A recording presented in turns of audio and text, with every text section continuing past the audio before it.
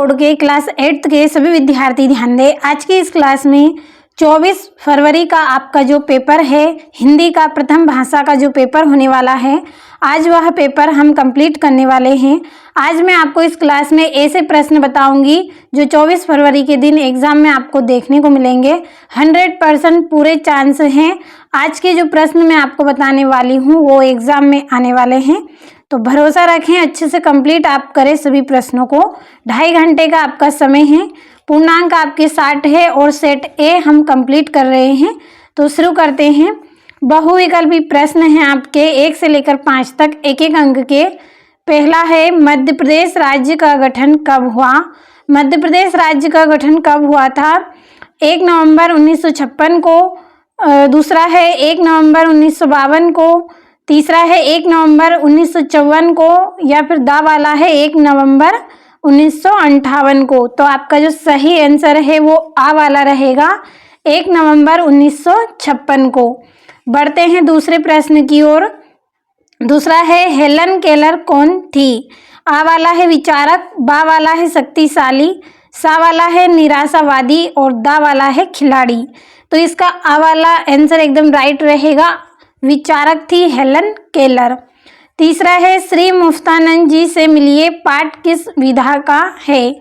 श्री मुफ्तानंद जी से मिलिए पाठ आ नंबर वाला है संस्मरण का है, बा वाला है कहानी, सा वाला है व्यंग या दा वाला है रिपोर्टाज।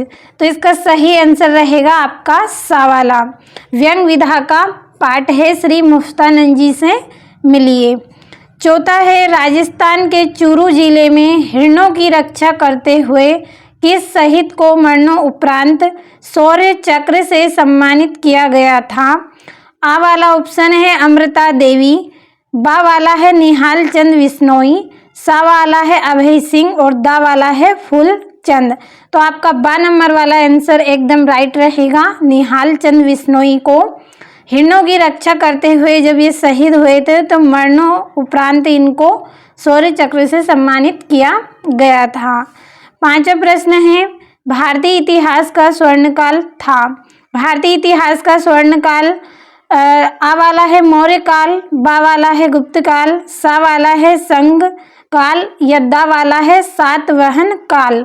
तो इसका बा नंबर वाला राइट है गुप्त काल। तो ये हो गए हैं आपके सही विकल्प। भरोसा रखें, अच्छे से कंप्लीट करें। पूरे प्रश्न आपके ऐसे हैं जो 100% एग्जाम में आपको देखने को मिलने वाले हैं। चलिए शुरू करते हैं। छठा रिक्त स्थान। तो छठा है, रामचरितमानस की रचना डेडेस ने की थी। तो रामचरितमानस की रचना किसने की थी? तुलसीदास जी ने। तो हम यहाँ पे तुलसीदास भर लेंगे, तुलसीदास ने की थी। सातवां है, नर्मदा नदी की लंबाई 1.5 मील है। नर्मदा नदी की लंबाई 800 मील है। आठवां है, विश्व पर्यावरण दिवस 1.5 को मनाया जाता है। विश्व पर्यावरण दिवस 5 जून को मनाया जाता है। अगला है, नववां, महारानी अहिल्याबाई ने 1.5 में किला और शिव मंदिर बनवाया। तो महारानी अहिल्याबाई ने कहाँ पे बनवाया था? महेश्वर में। महेश्वर में इन्होंने किला और शिव मंदिर बनवाया। 10वां है, गांधी जी 1.5 को अपना राजनीतिक गुरु मानते थे। तो ये गोपाल कृष्ण गोखले को अपना राजनीतिक गुरु मानते थे। तो यहाँ पे हम गोपाल कृष्ण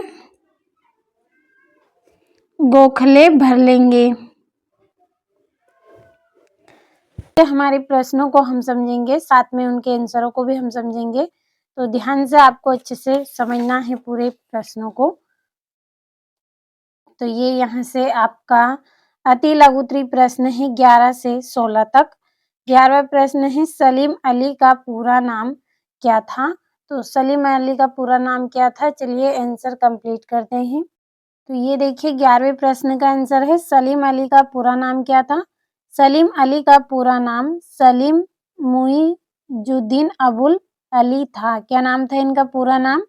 सलीम मुइजुद्दीन अबुल अली था। अब अगला प्रश्न पढ़ेंगे। तो आपका 12वां प्रश्न है, भोपाल रियासत की प्रमुख विशेषता क्या थी?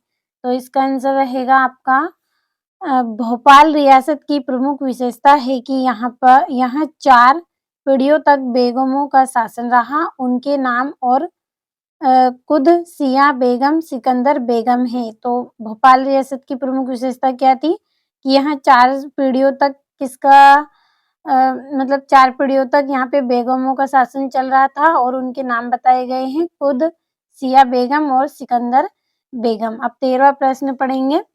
तो 13वां है पेट के बल लेटकर किए जाने वाले आसनों के नाम लिखिए। तो आपका यहाँ पे आंसर रहेगा पेट के बल लेटकर किए जाने वाले आसन निम्नलिखित हैं।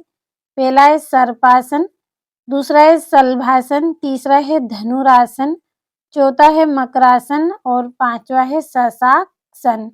तो यहाँ पे 2 पूछे गए हैं लेकिन 1 से ज़्यादा बताए गए हैं आपको, जो अच्छा लगे 2 नाम आप कंप्लीट कर लें। बढ़ते हैं 14वें प्रश्न की ओर।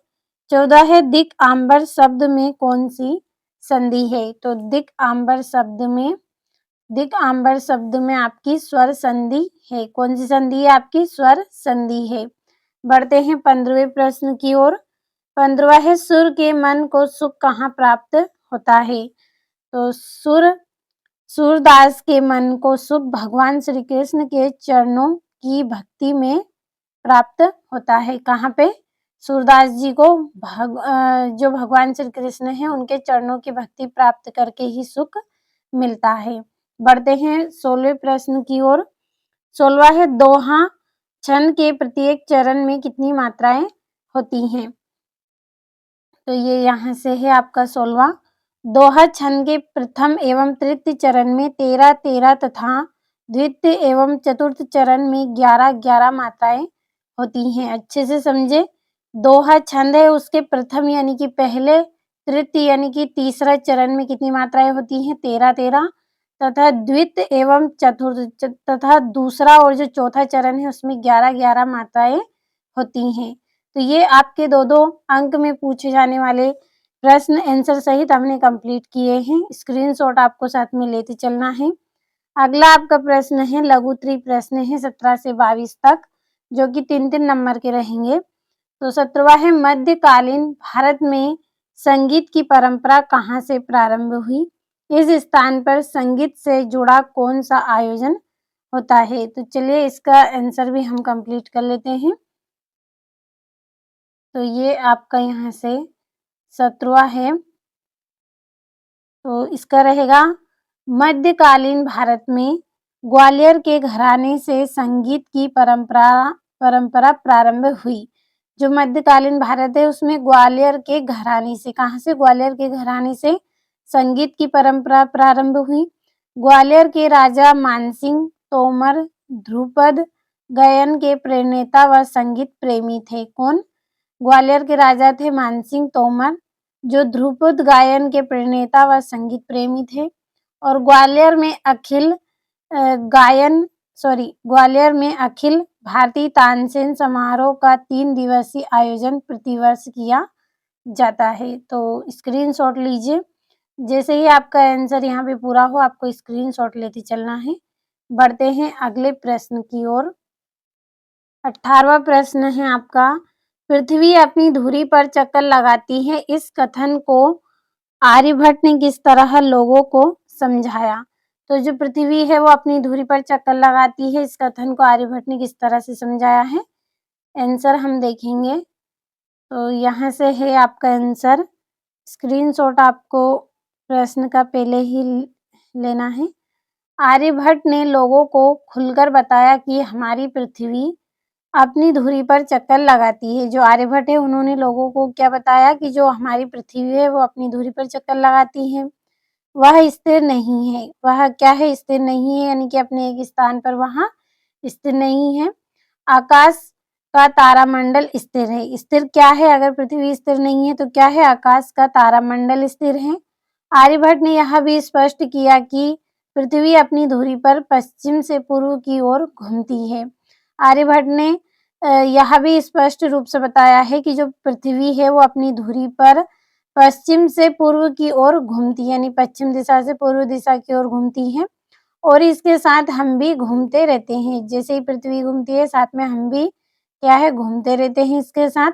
इसलिए आकाश का स्थिर तारामंडल हमें पूर्व से पश्चिम की ओर जाता हुआ जान पड़ता है। इसलिए आकाश का जो स्थिर तारामंडल है वो हमें पूर्व से पश्चिम की ओर जाता हुआ जान पड़ता है। तो स्क्रीनशॉट लीजिए। इसके बाद 19वां प्रश्न हम पढ़ेंगे। तो ये आपका यहाँ से 19वां है। आप अपने विद्यालय में या आसपास पेड़ पौधों की रक्षा किस प्रकार करेंगे? तो इसका आंसर भी हम समझेंगे। तो ये यहाँ पे है। हम अपने विद्यालय में या आसपास पेड़ पौधों की रक्षा हेतु विद्यालय में एक इको क्लब का गठन करेंगे। क्या करेंगे हम? अपने विद्यालय में या आसपास पेड़ों की रक्षा हेतु क्या करेंगे? विद्यालय में एक इको क्लब का गठन करेंगे जिसमें 5 सदस्य होंगे। जिसमें क्या रहेंगे? 5 सदस्य होंगे। इनका कार्य होगा, जब 5 सदस्य रहेंगे तो इनका कार्य क्या होगा? विद्यालय या आसपास के पौधों के चारों ओर बाड़ लगाना। क्या है? विद्यालय या उसके आसपास चारों ओर बाड़ लगाना। पेड़ों के महत्व को गांव के लोगों और विद्यालय के बच्चों को समझाना। पेड़ों का महत्व हम बताएंगे कि पेड़ हमारे लिए किस तरह आवश्यक है, कितने महत्वपूर्ण है। ये हम गांव के लोगों को और साथ में विद्यालय के बच्चों को भी समझाएंगे और पेड़ों की रक्षा का संकल्प दिलवाएंगे और हम पेड़ों की रक्षा करेंगे, इस तरह का उनको संकल्प दिलवाएंगे। तो ये हो गया आपका 19वां प्रश्न। अब 20वां प्रश्न हम पढ़ेंगे। 20वां है, नवपाषाण काल में मानव किस प्रकार प्रगति के पथ पर अग्रसर हुआ, समझाइए। तो आपका यहाँ से 20वां प्रश्न का ये आंसर रहेगा। तो थोड़ा सा हम इसको छोटा कर लेंगे ताकि आप अच्छे से कंप्लीट कर सकें। तो यहाँ से है आपका, तो इसका आंसर है नवपाषाण काल में मनुष्य घुमंतु जीवन का त्याग कर सामाजिक जीवन में प्रवेश करने लगा। इस युग में कई विधाएं प्रारंभ हुई। यदि मानव भ्रमणशील जीवन को छोड़कर एक निश्चित स्थान पर रहने लगा तो इस युग के पॉलिश युक्त चमकीले उपकरण सेल्ट, कुल्हाड़ी, वसूला, चीजें, रचक, घन तथा उप करने वाले उपकरण प्रमुख थे और इस काल में मनुष्य सभ्यता के दृष्टिकोण से प्रगति की ओर अग्रसर हुआ। तो ये इस प्रश्न का आंसर है। अच्छे से आप कंप्लीट यहाँ से करें। बढ़ते हैं 21वें प्रश्न की ओर। तो 21वां है आपका, अपने मित्र को पत्र लिखिए जिसमें आपने कोरोना महामारी के दौरान क्या किया, स्कूल गए बगैर कैसे पढ़ाई की और आपके कार्यों का मूल्यांकन कैसे किया गया आदि का वर्णन हो। तो 21वां प्रश्न अब हम समझेंगे। तो ये यहाँ पे आपको इस तरह से 26 गांधी नगर ग्वालियर और ब्रिकेट में मध्य प्रदेश लिखना है। 26 गांधी नगर की जगह पे आप और कुछ भी लिख सकते हैं, ऐसा नहीं है। जो मैंने आपको बताया है वही आप लिखें। जो आपको दूसरा अन्य नाम याद हो आप वो भी लिख सकते हैं। और यहाँ पे हम लिखेंगे प्रिय मित्र श्याम। जो भी आपके मित्र का नाम हो वो आपको लिख देना है। मैं यहाँ ठीक प्रकार से हूँ। आपको यहाँ से स्टार्ट करना है। मैं यहाँ ठीक प्रकार से हूँ तथा आशा करता हूँ कि ईश्वर की कृपा से तुम भी सपरिवार कुशल हो। यानी कि आप ठीक है और आप उम्मीद कर रहे हैं कि भगवान की कृपा से तुम भी साथ में तुम्हारे परिवार वाले भी खुश होंगे। तुम्हें यह तो पता ही है कि कोरोना काल में सभी लोगों को अपने अपने घर में ही कैद होना पड़ा। जो कोरोना का काल था यानी कोरोना वायरस का जो समय था उस समय सभी क्या थे, अपने अपने घरों में कैद थे। कैद होना पड़ा था और सड़कों पर पुलिस प्रशासन का सख्त चल रहा था। यानी कि जो पुलिस है वो प्रशासन का गश्त चल रहा था, यानी कि वो घर से बाहर नहीं निकलने दे रहे थे, पहरे लगा रहे थे। तो गलियों को भी बंद कर दिया था। ऐसी दशा में मैंने घर पर रहकर ही पढ़ाई की। इस स्थिति में आपने क्या है, घर पे रहकर पढ़ाई की। स्कूल गए बगैर भी स्कूल की पढ़ाई ही मोबाइल से ही पूरी की। आप स्कूल नहीं गए हैं लेकिन फिर भी स्कूल जैसी पढ़ाई आपने किसके द्वारा की है, मोबाइल के द्वारा की है। मेरे सभी कार्यों का मूल्यांकन भी सराहनीय रहा, यानी कि आपके जो भी कार्य रहे वो सभी किसके योग्य रहे, बड़ाई करने के योग्य रहे हैं। और मम्मी पापा को चरण स्पर्श कहना शेष मिलने पर, मम्मी पापा के चरणों को स्पर्श करना है और बाकी बात आप मिलने के पश्चात करेंगे। इस तरह से दिनांक लिख देनी है, तुम्हारा मित्र, आपका जो भी नाम हो वो लिख देना है। तो जल्दी से आप यहाँ से स्क्रीनशॉट लें इसका। इसके बाद हम अगले प्रश्न को समझेंगे। अब आपका अगला जो प्रश्न है 22वां, गांधी जी के पसली के दर्द से पीड़ित होने पर डॉक्टरों ने क्या सलाह दी? तो गांधी जी जब पसली के दर्द से पीड़ित थे तो उनको डॉक्टरों ने सलाह क्या दी थी? तो इंग्लैंड में गांधी जी पसली के दर्द से बीमार हो गए। इंग्लैंड में गांधी जी पसली के दर्द से बीमार हो गए थे। वे उस समय मूंगफली, कच्चे और पके केले, नींबू, जैतून का तेल, टमाटर और अंगूर का सेवन कर रहे थे। जब ये पसली के दर्द से पीड़ित थे उस समय ये मूंगफली, कच्चे और पके केले का सेवन करते थे, यानी खाते थे। नींबू, जैतून का तेल, टमाटर आदि का ये सेवन कर रहे थे और दूध और अनाज बिल्कुल नहीं लेते थे। ये जब खाने में क्या करते थे, केवल फल इस तरह से ये लेते थे, दूध और अनाज इनको बिल्कुल भी नहीं देते थे, मतलब ये खाते थे नहीं। और डॉक्टरों ने उन्हें अनाज का सेवन करने की सलाह दी और डॉक्टरों ने उन्हें अनाज का सेवन करने की सलाह दी, लेकिन फिर भी ये मूँगफली, कच्चे पके केले, नींबू, टमाटर आदि का ही सेवन कर रहे थे। दूध और अनाज का सेवन ये बिल्कुल भी नहीं कर रहे थे। तो इस तरह से इस प्रश्न का आंसर हमने कंप्लीट कर लिया है। स्क्रीनशॉट लीजिए जल्दी से। बढ़ते हैं अगले प्रश्न की ओर। तो ये आपका 23वां प्रश्न है, जिसमें निम्नलिखित गद्यांश की संदर्भ प्रसंग व्याख्या आपको करनी है। तो चलिए हम इसका आंसर भी यहाँ से कंप्लीट करेंगे। तो यहाँ से आप पहले इतने प्रश्न का स्क्रीनशॉट लीजिए, उसके बाद हम अगले प्रश्न आगे हम पढ़ेंगे। तो ये यहाँ से स्क्रीनशॉट लीजिए आप।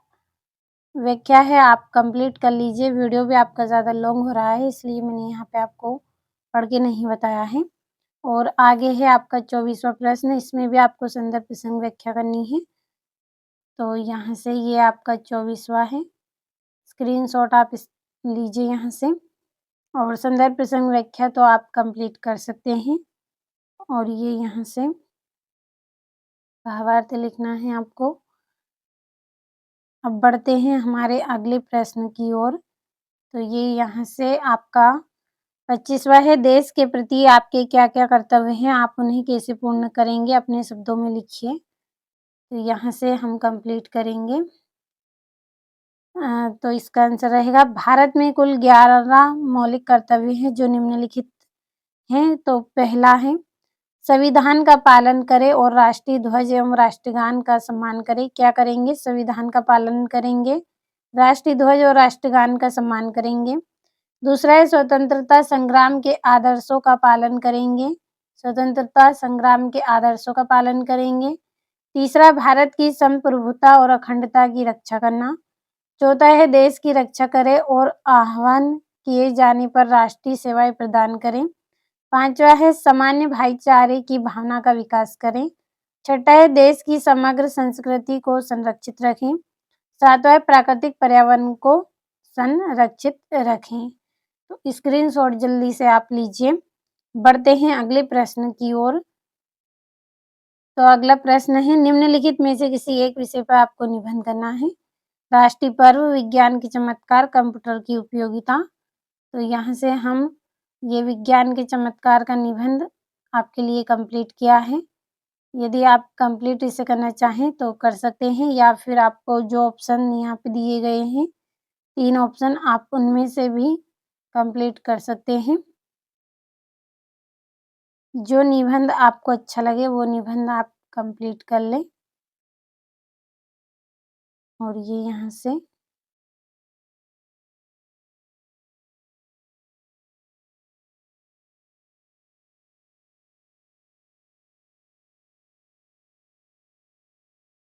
तो ये आपके पूरे प्रश्न के आंसर हो गए हैं।